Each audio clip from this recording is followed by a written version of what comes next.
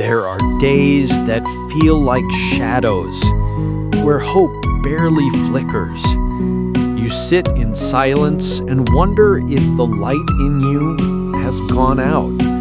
But just because the light is dim doesn't mean it's gone. Sometimes a flicker is all it takes to start again. You whisper, "Is this all I'm meant for?" The cycle, the exhaustion, the noise, and still something small inside you ate for more. A deeper breath, a softer pace, a life that feels like yours. What if the ache is not the end, but the beginning? What if that quiet voice isn't weakness, but your soul remembering who you are? Before the pressure, before the noise, before you forgot your own worth. You were made for more. Not perfection, not applause, but meaning, depth, inner peace. Even if you're walking through fog right now, keep walking. Fog doesn't mean failure. It means you're still on the path.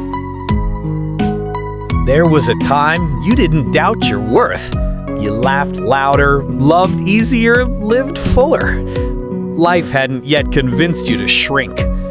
That joy wasn't naive. It was pure, and it's still inside you. That version of you still lives inside. Brave, bright, open-hearted. You haven't lost them. You just left them waiting too long. They're ready when you are. You've carried so much for others, quietly, without asking. That weight, the invisible burdens, made you strong in ways no one saw. You've become the safe space for others, even when you needed one yourself. Some days, strength is loud, but most days, it's gentle. It's writing, "Try again tomorrow," and actually believing it. It's holding on to hope, even when your hands are tired. You are not the mistakes. You are not the voices that told you you're not enough. Let go of the shame that was never yours to carry.